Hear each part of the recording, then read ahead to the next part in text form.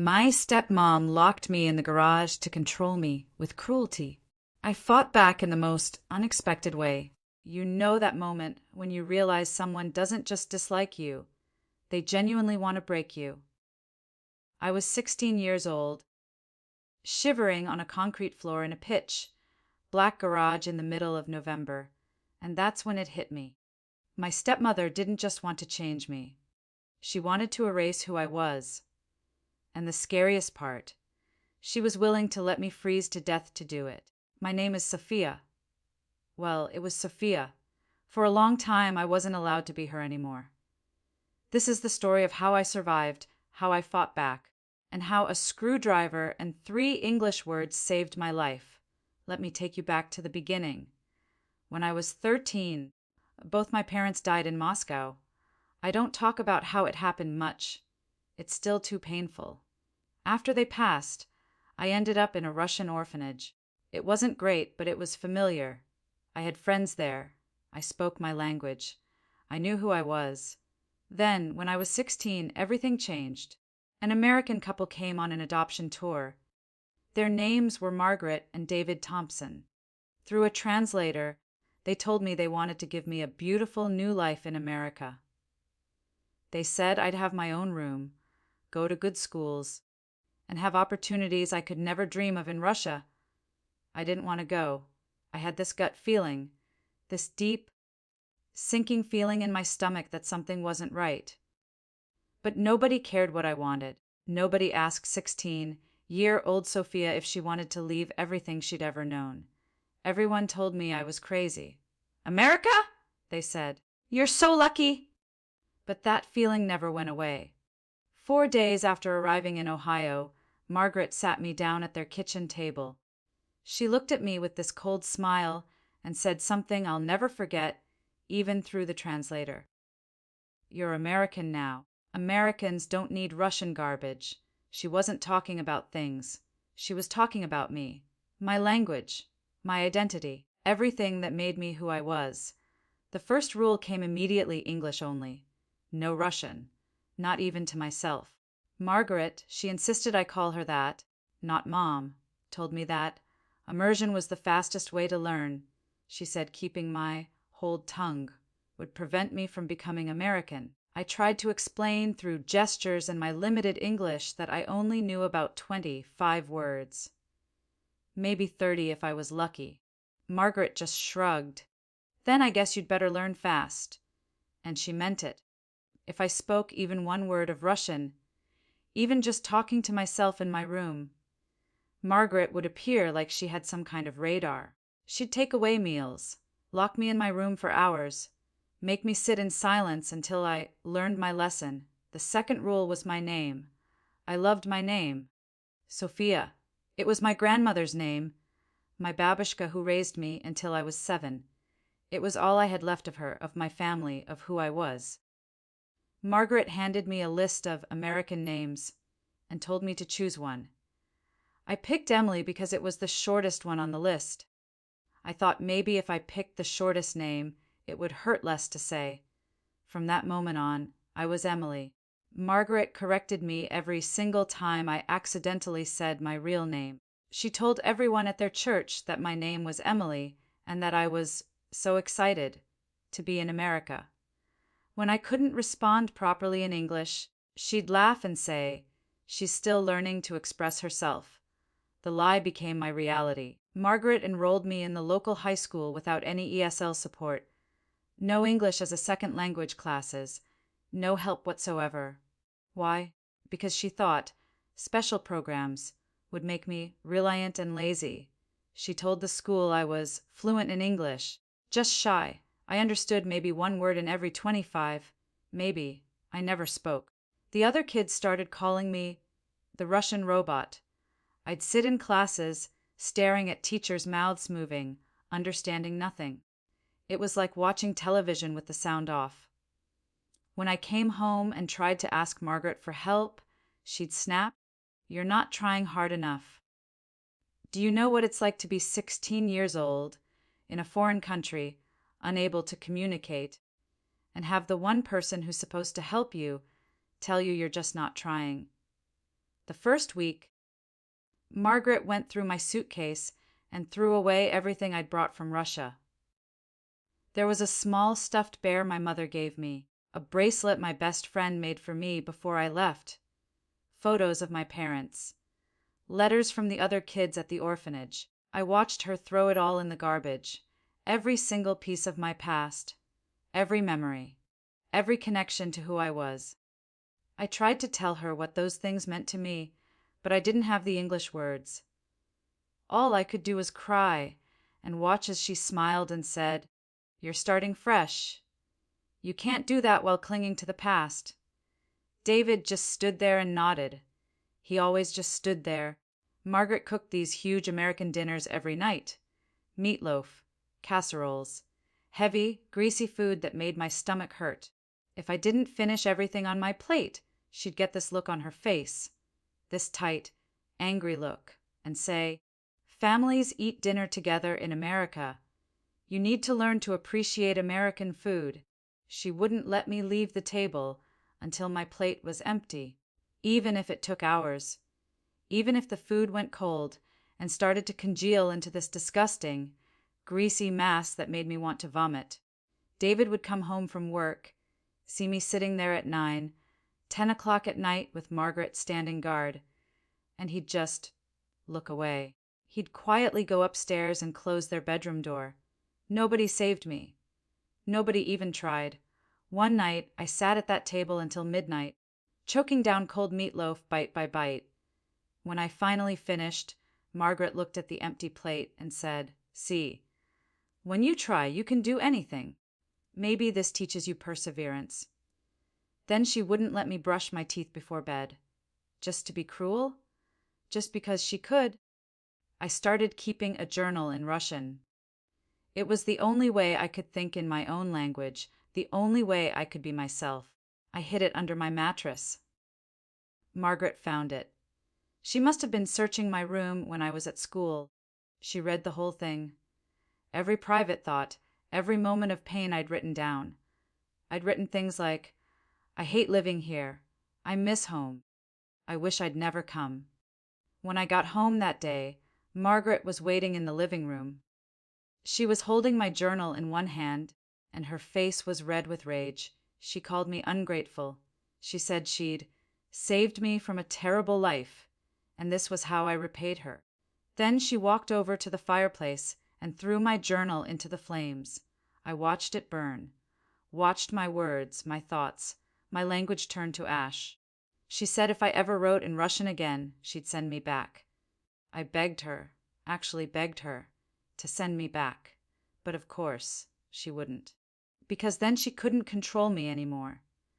After 7 months, I barely spoke at all. I knew more English by then, but I was terrified of saying anything wrong. Terrified of Margaret's corrections, her punishments, her cold anger. Then, in January, a new student transferred to my school. His name was Alexei. He was Russian, and he spoke English way better than me. The first time I heard him speaking Russian in the cafeteria, I almost cried. It was like hearing music after months of silence. I sat near him at lunch one day, and we started talking. In Russian, real conversation in my real language. It felt like coming up for air after drowning. I told Alexei everything about Margaret and David. About the rules, the punishments, the isolation. About how scared I was all the time. He told me his parents were Russian immigrants, and they'd help me. He gave me their phone number and said to call them from school. He said, "They're good people. They'll know what to do." For the first time in months, I felt hope. Of course, Margaret found out I was speaking Russian with Alexei. A teacher saw us together and reported it. Because apparently, speaking my native language was some kind of crime. Margaret called the school and demanded they separate us. She told them, and me, that if she heard me speaking Russian on campus again, she'd pull me out of school entirely and school me, so she could supervise properly. Then she smiled this cold, terrible smile and said something I'll never forget. "You're going to learn to be American even if it kills you." I didn't realize she meant it literally. When Alexei's parents called the house to talk to Margaret, she told them to never call again and hung up. That night, I lay in bed repeating her words over and over. Even if it kills you. She'd said it so calmly, so certainly. I realized then that this wasn't just about learning English. This was about control. This was about breaking me completely. I couldn't sleep that night. My mind was racing, trying to figure out how to survive, how to get help before Margaret went too far. The next night, Margaret made meatloaf again. I tried to eat it, but my stomach was in knots from stress and fear. She made me sit at that table for 4 hours. 4 hours. My legs went numb after the first hour. I needed to use the bathroom so badly, I thought I might have an accident, but she wouldn't let me leave until every bite was gone. The meat got cold and started to congeal. The grease solidified. Every bite made me gag. But I forced it down because I knew she wouldn't let me leave otherwise. David came home around 9. He saw me sitting there with Margaret standing guard in the kitchen. He looked at us for about 6 seconds, then quietly walked upstairs and closed the bedroom door. It was midnight when I finally choked down the last bite. Margaret looked at my empty plate and said, "See, you can do it when you try.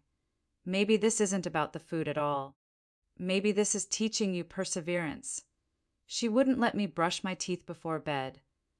She just sent me upstairs, and I lay there feeling sick, tasting grace and meat, wondering how much more I could take. I started hiding Alexei's parents' phone number in my shoe. I'd written it on a tiny piece of paper and tucked it into the insole where Margaret would never think to look.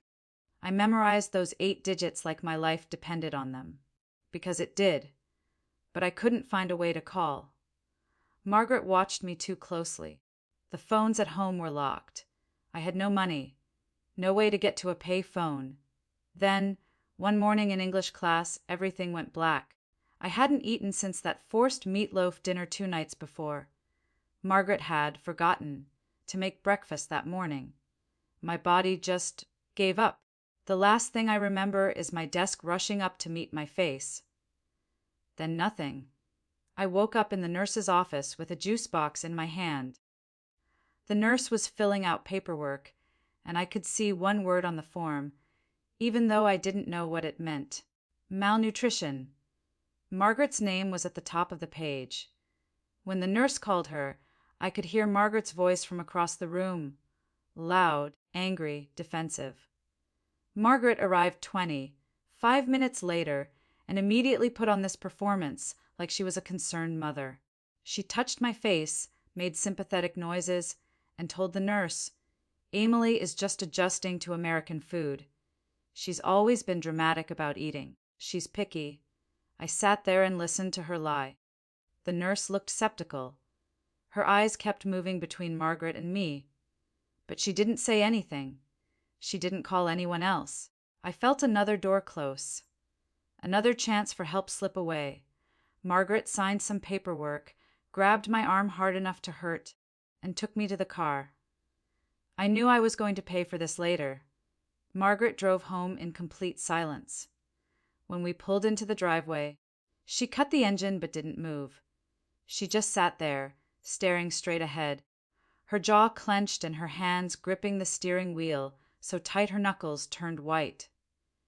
When she finally got out, she slammed her door so hard the whole car shook. Inside the house, she grabbed my upper arm and shook me.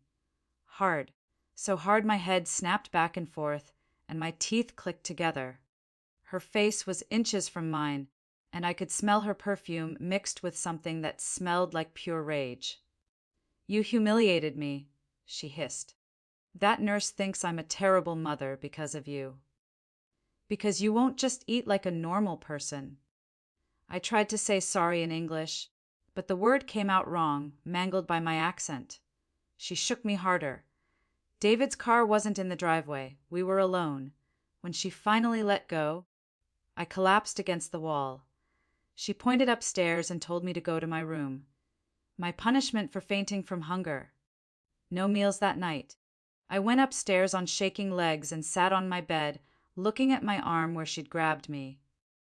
When I pulled up my sleeve, I could see her fingerprints, bright red marks that were already starting to turn purple. That's when something shifted in my brain. I can't live like this. I have to call Alexei's parents tomorrow. I have to get help before she actually kills me. Over the past week, I'd found some change in the school parking lot, 4 quarters and 3 dimes. I kept them hidden in my pencil case. I had a plan. After school the next day, I'd find a pay phone near campus and call Alexei's parents. I'd tell them everything. That night, I barely slept. My arm throbbed where Margaret had grabbed me. My stomach cramped from hunger. But I had a plan, and that gave me something to hold on to. The next morning, Margaret knocked on my door like nothing had happened.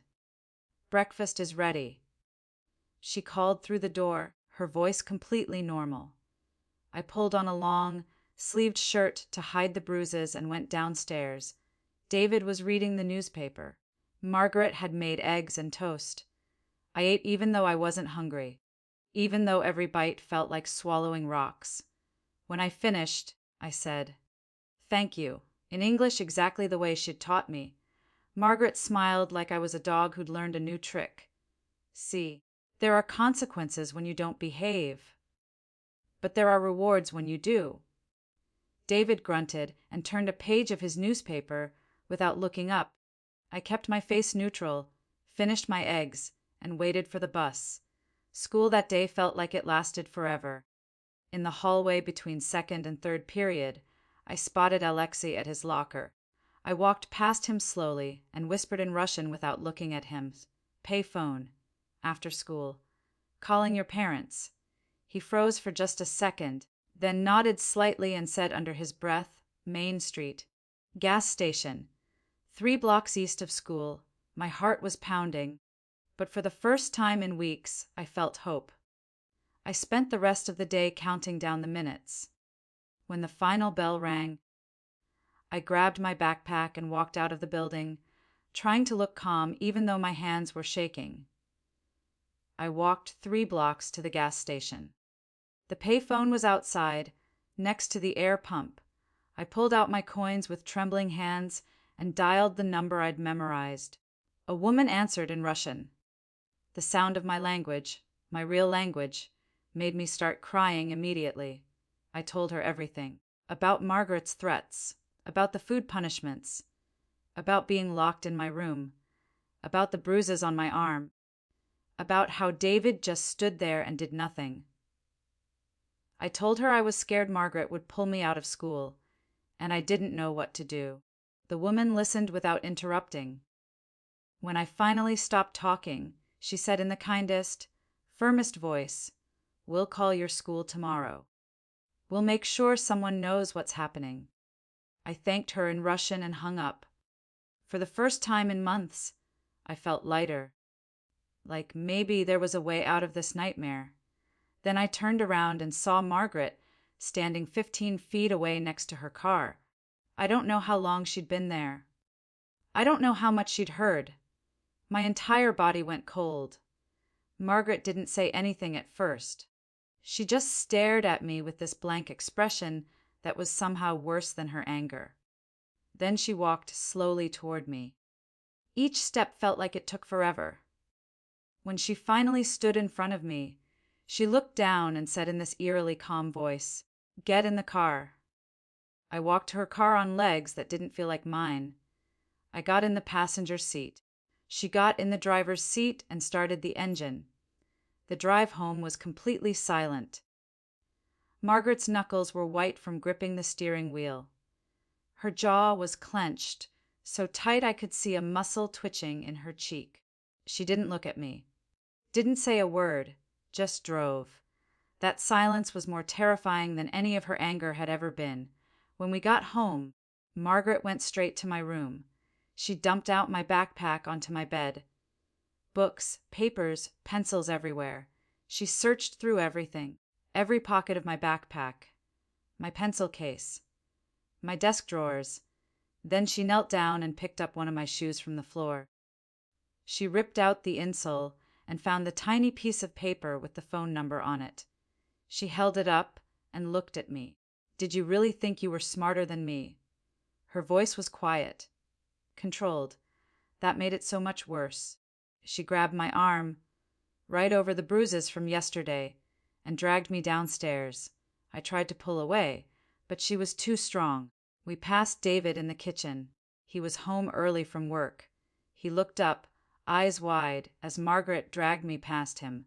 I screamed for help in Russian. I begged David to stop her. But he just stood there, frozen, doing nothing. Margaret pulled me toward the garage door and down the 2 steps into that cold concrete space. I slipped and hit my shin on David's workbench. She stood in the doorway looking down at me. Then she stepped back into the house and slammed the door. I heard the lock click. I pounded on the door with both fists. I screamed for help in Russian, then in English, then back to Russian because I couldn't remember which language to use. No one came. No one answered. Eventually, my hands hurt too much to keep hitting the door. My throat was raw from screaming. It was November. I was wearing my thin school shirt because Margaret had grabbed me before I could get my jacket. The garage was freezing, just cold concrete and darkness. There was a tiny sliver of light under the door leading back to the house, but as the sun set, even that disappeared. I tried doing jumping jacks to stay warm, but my legs were shaking so badly I could barely move. I couldn't see anything in the pitch black. I bumped into things, boxes, tools, the car, trying to find something, anything that might help me escape. Eventually, I was too tired and too cold to keep moving. I curled up in the corner where 2 walls met, tucked my hands under my arms, pulled my knees to my chest, and made myself as small as possible. I thought about my grandmother Sophia, the one I was named after.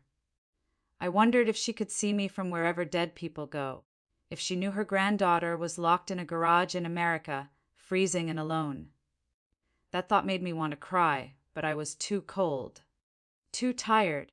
I just sat there, shivering, praying Margaret would let me out before I died. I don't know how long I was in there. Hours, maybe most of the night. I heard footsteps outside the door. The lock turned. The door opened, flooding the garage with light that made me squint. Margaret stood there looking down at me curled up on the floor. "Have you learned your lesson?" I nodded so fast it hurt my neck. I would have said or done anything to get out of that garage. She stepped aside, and I stumbled past her into the warm house.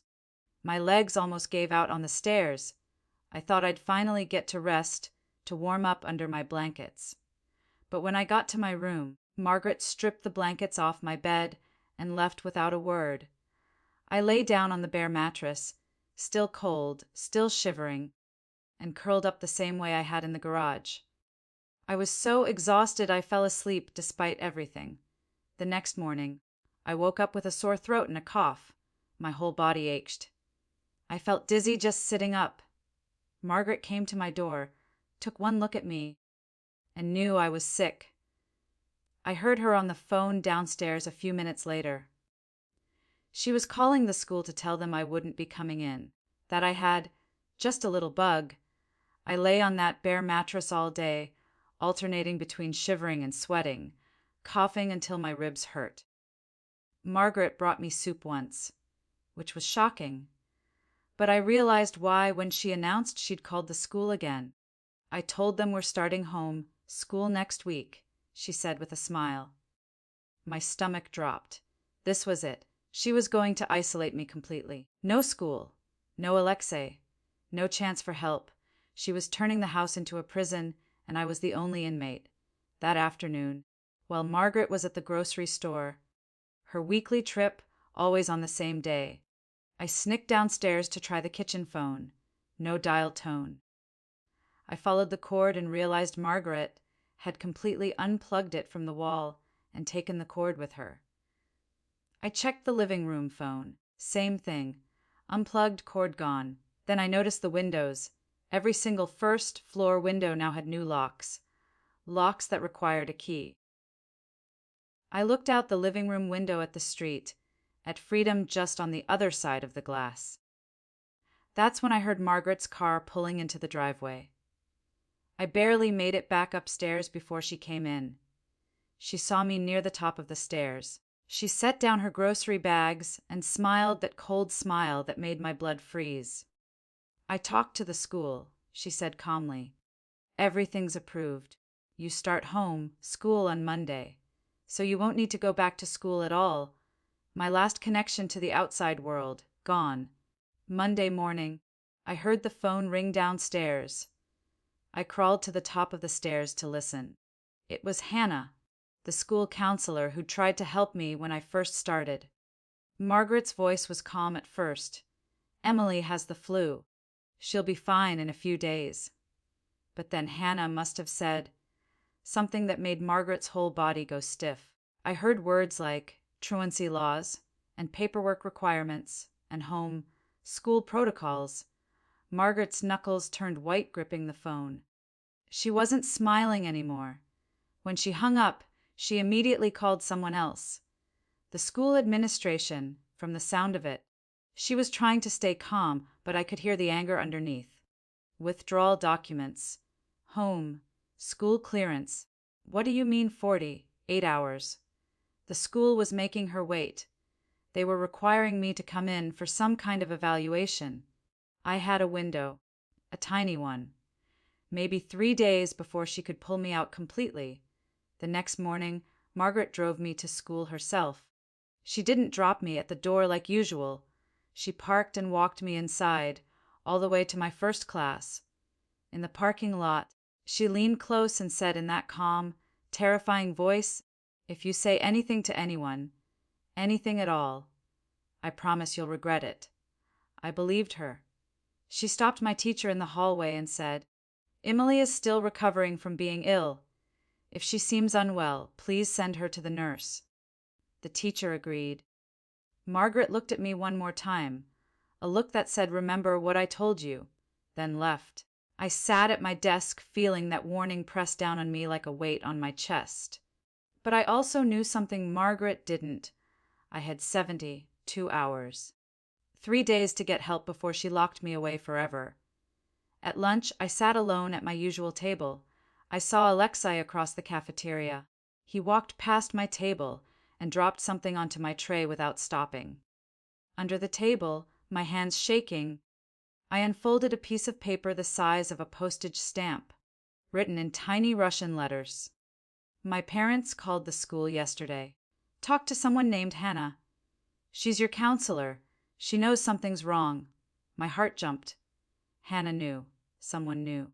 I grabbed my pencil and wrote on the same paper, in even tinier letters, "Margaret knows something's wrong. Wants to pull me from school. Need help urgent." When Alexei walked past again to dump his tray, I slipped the note into his hand. He didn't look at me, just closed his fingers around it. A minute later, I saw him read it behind the trash can. His face went pale. He left the cafeteria immediately. I hoped he was going to find Hannah. Third period, someone knocked on my classroom door with a message for the teacher. The teacher read it, then looked at me and gestured toward the door. My stomach dropped. Had Margaret found out?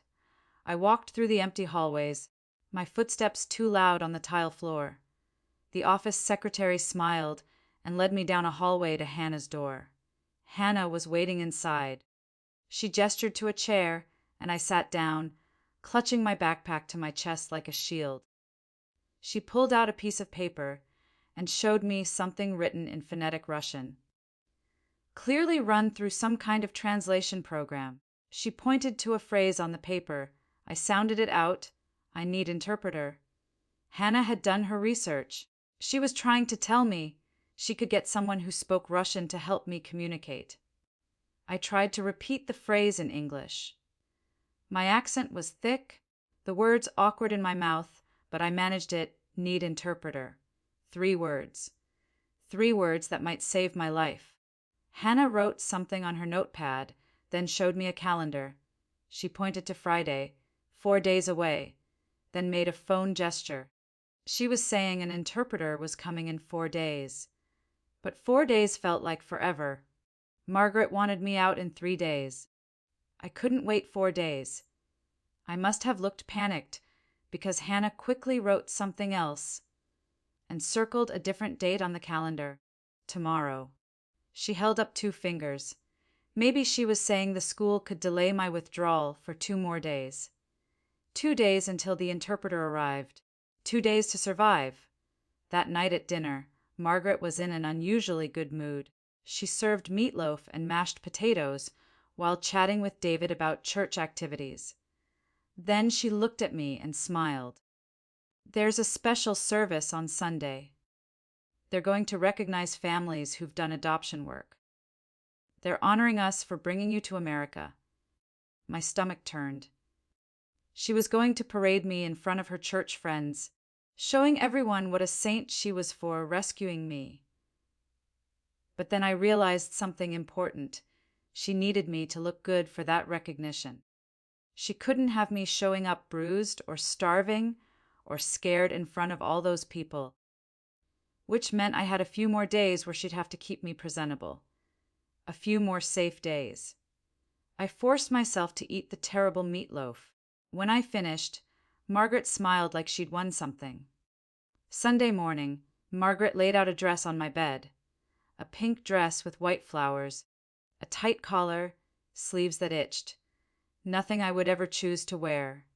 She styled my hair, yanking the brush through roughly enough to hurt. She stepped back and nodded, satisfied with how I looked. At church, people came up to us asking me questions in loud, slow English like I was stupid. You, happy. In America. When I was too slow to answer, Margaret would squeeze my shoulder, hard as a warning. When the pastor called Margaret and David to the front during the service and praised Margaret's generosity and Christian love, everyone stood and applauded. Margaret waved and smiled. I stood there feeling sick. After the service, an older woman with kind eyes approached us. She bent down to my level and asked in clear English, "Are you okay?" I knew those words. I understood that question. Margaret's hand was already on my shoulder, squeezing, waiting for me to say yes like a good little rescued orphan. But I thought about what Hannah had taught me. That one phrase I'd practiced. I looked at the woman and said clearly, my accent thick but the words unmistakable, "Need interpreter." The woman's face creased with confusion. Margaret laughed, this bright, fake laugh, and launched into some fast explanation about how I was still learning and practicing my English and trying so hard. The woman nodded and smiled and patted my head before walking away. Margaret kept smiling until we got to the car. Then her face went cold. The drive home was silent. I knew I'd pay for that later. Monday morning. I was sitting in second period when the fire alarm went off. Everyone stood up, following the teacher toward the door in a line. It was clearly just a drill. Kids were laughing and talking, not panicked at all. That's when I saw my chance. Instead of following my class outside, I slipped through the crowd of students filling the hallway. Teachers were trying to organize everyone, but there were too many people, too much noise. I headed toward the main office. My heart was pounding so hard I could feel it in my throat. The office hallways were almost empty because of the evacuation.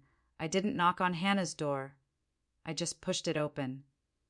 Hannah looked up, startled, from her desk. I held out the paper she'd given me with the Russian words on it. "Need interpreter," I said, louder and more desperately this time. "Need interpreter. Urgent." Hannah jumped up and came around her desk. She guided me to a chair and grabbed her phone, dialing while looking at me with an expression that said it's going to be okay. I heard her say, "Interpreter," several times into the phone. She showed me her calendar again. She'd moved up the appointment. The interpreter was coming Wednesday now. Tomorrow. Just one more day. I had to survive one more day. A part 26, Margaret's threat. I went home that afternoon knowing Margaret would be furious. The school had probably called about the fire alarm, about me showing up late to class. When I walked in, she was on the phone. Her jaw was tight, her cheeks flushed. She saw me and hung up abruptly. She turned to me, and I could see her fighting to keep her anger contained. In that fake, calm voice, she said the school wouldn't process my withdrawal until some kind of evaluation was complete. She was required to keep me in school for 3 more days. Her tone said those 3 days were going to be hell. David was at the kitchen table, pretending to read the newspaper, his hands shaking slightly. Margaret told me to go to my room. I went quickly before she could change her mind. She didn't call me down for dinner that night. I sat in my room listening to them eat downstairs, my stomach growling, trying not to think about food. Hours passed. Night fell. I heard David go upstairs to their bedroom. Then I heard footsteps in the hallway. My door opened. Margaret stood there, silhouetted by the hall light. Her voice was different this time, not angry, something worse. Cold, flat, dead. "You think you're clever," she whispered. "You think your little plans are going to embarrass me, but they won't. Tomorrow night, you're going back in the garage. And this time, I don't care if you freeze." The door clicked shut. The lock turned from the outside. I lay in the dark, knowing she meant every word. Wednesday. Tomorrow. With the interpreter was my only chance. If I could survive one more night in that garage, maybe I could tell my story. Maybe someone would finally listen. I didn't sleep that night. Every sound made me jump. Every creak of the house settling made me think Margaret was coming. The digital clock next to my bed ticked forward so slowly it felt broken. 400 a.m. became 500 a.m. became 600 a.m. I was still awake when morning light finally crept through my window. Margaret made breakfast like nothing was wrong. She rushed me to eat so I wouldn't miss the bus. I choked down oatmeal even though I felt sick. David read his newspaper without looking at me once. School that day was torture. I couldn't focus on anything. I kept thinking about what was coming that night. About Margaret's words, "I don't care if you freeze." During the break between second and third period, Hannah found me at my locker. She said something in English I didn't understand, but she looked worried. I shook my head and looked at my shoes. If Margaret found out I'd talked to Hannah again, it would be even worse. Hannah stood there for another moment, then finally walked away. At lunch, I saw Alexei across the cafeteria.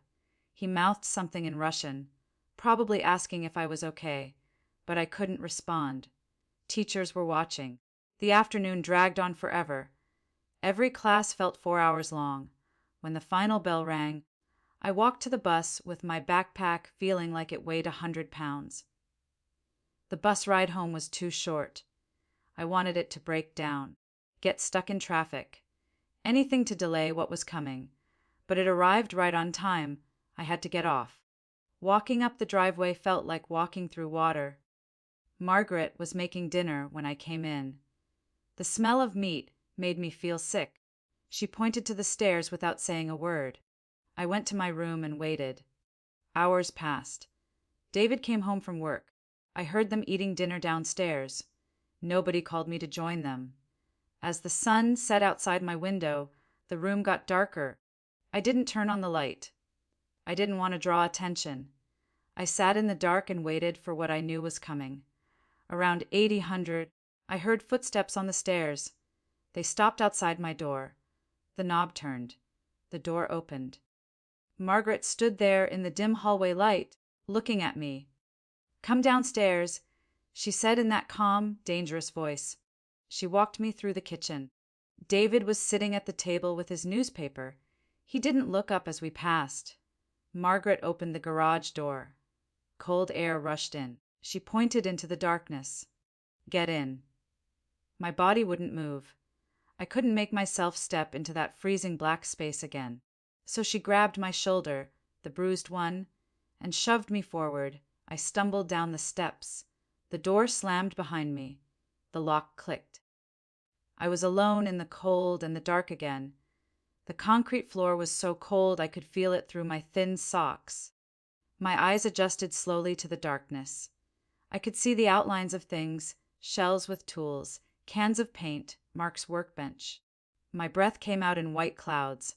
I started walking to keep warm. 12 steps to the house door. Turn around. 12 steps to the garage door. Turn around. Over and over. But it was so much colder than last time. The cold seeped through my clothes, through my skin, into my bones. My fingers went numb. Shoving my hands under my armpits didn't help.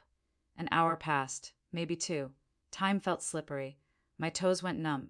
I started stumbling when I walked. My teeth chattered so hard my jaw hurt. I tried to stay angry at Margaret, at David for doing nothing, at myself for not fighting back sooner. Anger was supposed to keep you warm, right? But the cold was winning. More time passed. I don't know how much. I was shaking non-stop now. When I tried to walk, I tripped and fell, hitting the concrete hard. I lay there struggling to breathe. Everything hurt. Standing up felt impossible. I was so tired.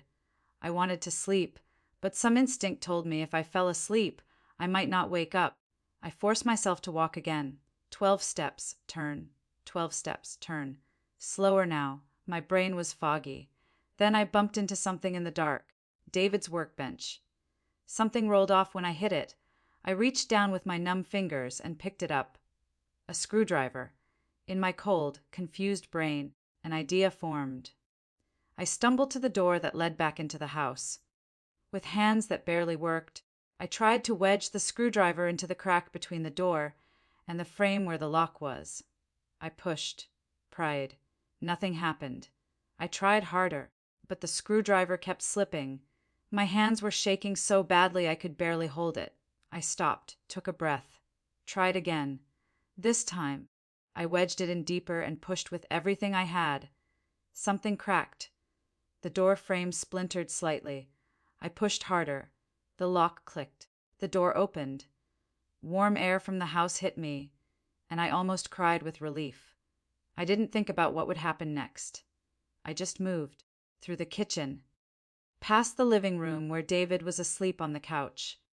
Out the front door. The night air was freezing, but it felt warmer than the garage. I walked down the driveway in my socks. Onto the sidewalk. 1 house. 2 houses. My legs gave out. I collapsed on someone's front porch. I couldn't stand anymore. Couldn't move. I'd fought so hard to get out of the garage, but now I was going to freeze here instead. I started crying because I'd tried so hard, and it wasn't enough. Then a light turned on above me. The porch light, bright and warm. The front door opened. A woman in a bathrobe knelt beside me. Her eyes went wide with shock. She touched my arm and jerked back. I was that cold. She said things I didn't understand, but her voice was kind and worried. She ran inside, came back with a blanket, wrapped it around me. She was on her phone, talking fast. I heard sirens in the distance, getting closer. Red and white lights flashed.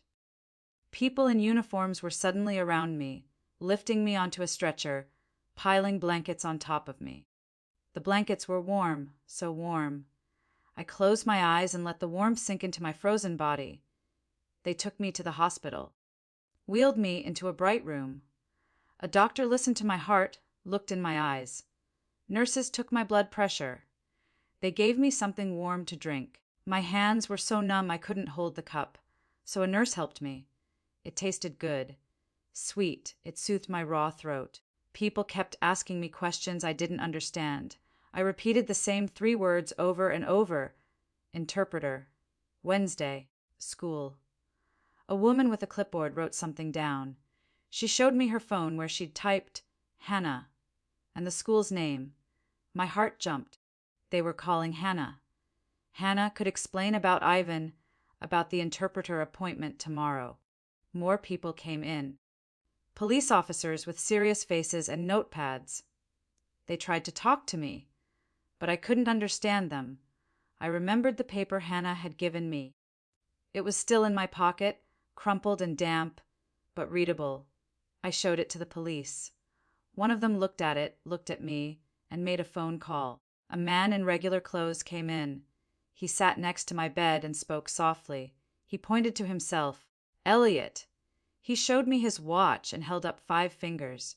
Maybe the interpreter was coming in 5 minutes, 5 hours. I didn't know. But he was smiling, which seemed like a good sign.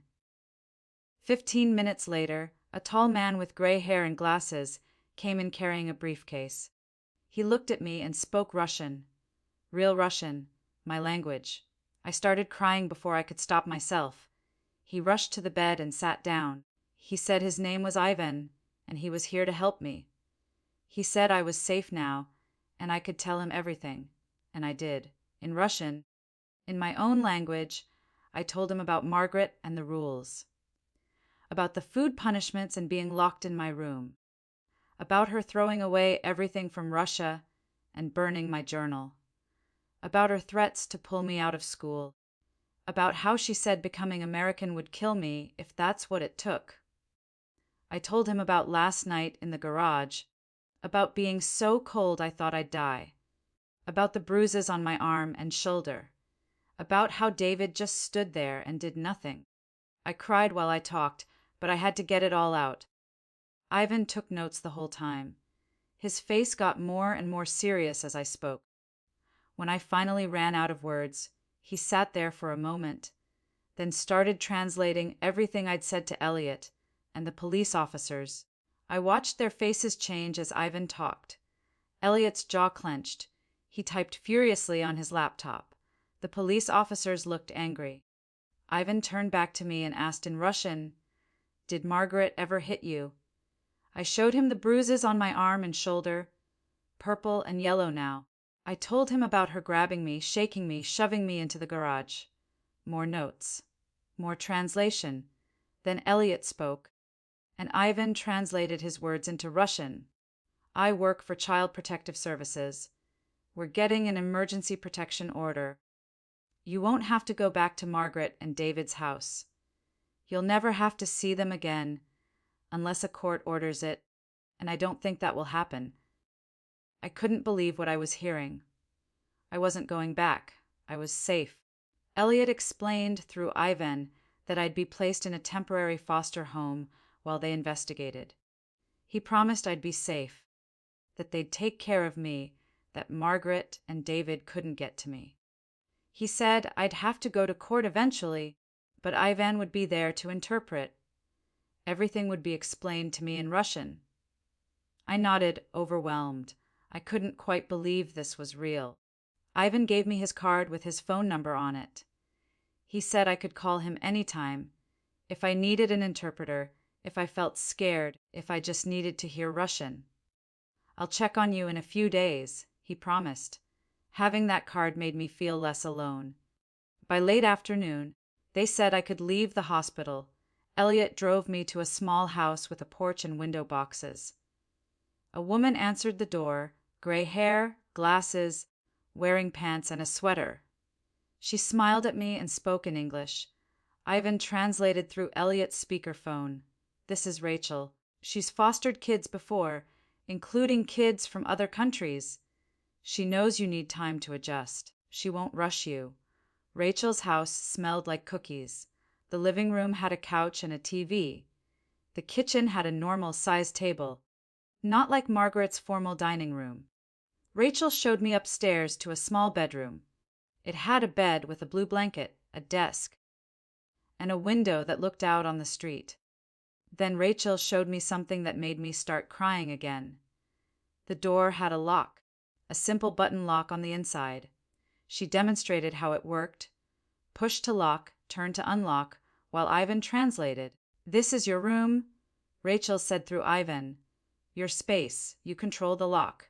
Nobody will come in without knocking first. If you want privacy..." I tested the lock myself. Push. Click. It locked. Turn. Click. It unlocked. My own space, my own lock, my choice. Rachel smiled at me. "You're safe here. This space is yours to control." That night, I crawled under the blue blanket and sank into the soft mattress. I slept for 12 hours straight. I woke up to sunshine through the window and sounds from downstairs. Rachel was making breakfast when I came down. She pointed to the eggs and toast.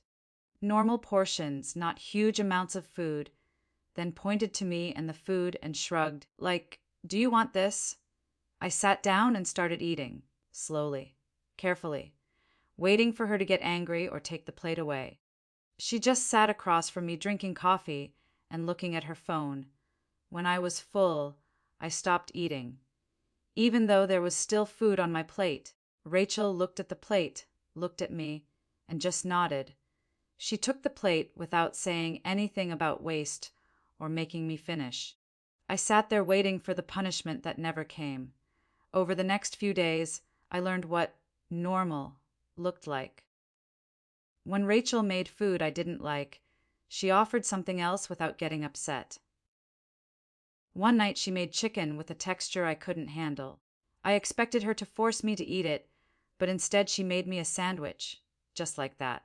No anger, no punishment, just a different option. A week after leaving Margaret's house, I went back to school. This time, there was a real ESL classroom waiting for me, with a Russian-speaking teacher and other international students learning English together. I met a girl from Ukraine and a boy from Somalia. We helped each other with words we didn't understand. For the first time, school didn't feel like drowning. Hannah visited me once a week to check in, always with Ivan there to translate. She asked about school and how I was feeling. Having adults who actually cared about my well-being felt strange. Good, but strange. I started seeing a therapist who specialized in trauma. Ivan interpreted during our sessions. It was hard to talk about everything that happened, but it also felt like letting poison out of a wound. 3 weeks after my escape, I had to go to court. Elliot took me, and Ivan met us there. We entered a wood-paneled room with a judge sitting at a big desk. Ivan sat next to me and translated everything the judge said. I told my story in Russian. Ivan translated to English for the court. The judge took notes and asked questions through Ivan. At the end, the judge ruled that Margaret and David could only see me with supervision. I would stay with Rachel for at least 100 days while the case moved forward. After court, a woman named Sarah, a different Sarah, not the counselor, introduced herself through Ivan. She was my legal advocate in the foster care system. She promised through Ivan that I had rights, that I could stay in America regardless of what happened with Margaret and David, that they'd help me figure out my path forward. My fear of being sent back to Russia started to fade. 3 weeks into living with Rachel, Elliot approved a visit to Alexei's house. His mother made pelmet, Russian dumplings I hadn't eaten since I left Moscow. His father told stories about growing up in Russia, sitting at their table, eating home-cooked food, hearing my language spoken naturally and freely. I cried. Alexei's mother hugged me and said in Russian, "You're safe now. You're going to be okay." It was the first time someone had said that to me in my language, and I believed it. Sarah, my legal advocate, invited me to her office one day. Ivan came to translate. She spread paperwork across her desk and explained that I could apply for permanent residency in America without Margaret and David's involvement. She had official documents establishing my identity as Sophia. Seeing my real name on those documents made my chest feel lighter. "What do you want to do about your name?" Sarah asked through Ivan. I thought about it. "I'll keep Emily on official paperwork for now, until I can legally change it," I said. "But with people I trust, I want to be Sophia again." Sarah nodded. "That's a reasonable compromise. You get to control who knows your real name." She also encouraged me to start writing again in Russian. "Keep backups with Hannah at school," she suggested. "So if anything happens, your memories are safe." That night, I started a new journal. On the first page, I wrote about my grandmother Sophia, what she looked like, how she spoke, how she braided my hair. I wrote about Moscow, about the orphanage, about my friends there. Writing in my own language again felt like finding a piece of myself that Margaret had tried to destroy.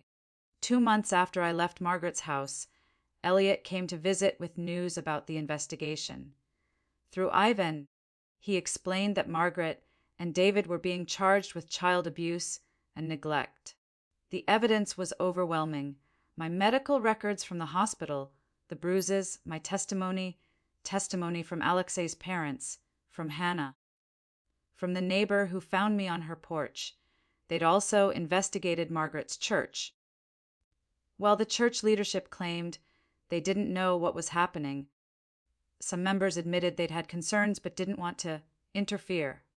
Margaret and David were required to complete cultural competency training and parenting classes, but Elliot said it was unlikely I'd ever be placed back with them. The judge had made it clear my safety came first. Hearing someone in authority say my safety mattered most, made something tight in my chest finally loosen. At the 30-day court review, the judge extended my placement with Rachel. She also officially denied reunification with Margaret and David. The judge said something that made me cry. This child's cultural identity and emotional well-being are as important as her physical safety. The court recognizes that the systematic erasure of her language, name, and heritage constitutes psychological abuse. Someone in power understood. Someone with authority said what Margaret did was wrong, not just the physical abuse, but the way she tried to erase who I was. I've been with Rachel for 7 months now. I'm in ESL level 3, and my English is getting better. But I also speak Russian with Alexei's family every week. I'm learning that I can be both Sophia and Emily, both Russian and American, without having to sacrifice either part of myself. I still have nightmares about the garage. I still flinch at loud noises. I still get anxious when someone raises their voice. But I'm working on it in therapy, and I'm surrounded by people who respect my language, my identity, and my healing process. Last month, Sarah filed paperwork to legally change my name back to Sophia. It'll take a few months to process, but just knowing it's happening makes me feel more whole. Alexei's mother told me something that stuck with me. They tried to take your name, your language, your past, but you survived. You kept yourself alive inside, even when they tried to kill her. That takes incredible strength. I'm starting to believe her. The court is discussing permanent guardianship with Rachel. She said she's willing if I want to stay with her long term. I'm not ready to make that decision yet, but it's comforting to know it's an option. I wrote a letter to my grandmother Sophia, the one I'm named after. Even though she's gone, I told her I survived. I told her I'm learning to be strong like she was. I told her I'm keeping her name, and nobody will take it away again. Margaret sends letters sometimes through her lawyer. They're always the same, claiming she was just trying to help me, that I misunderstood, that everything was for my own good. Elliot asks if I want to read them. I always say no. I don't need her version of the story anymore. I have my own.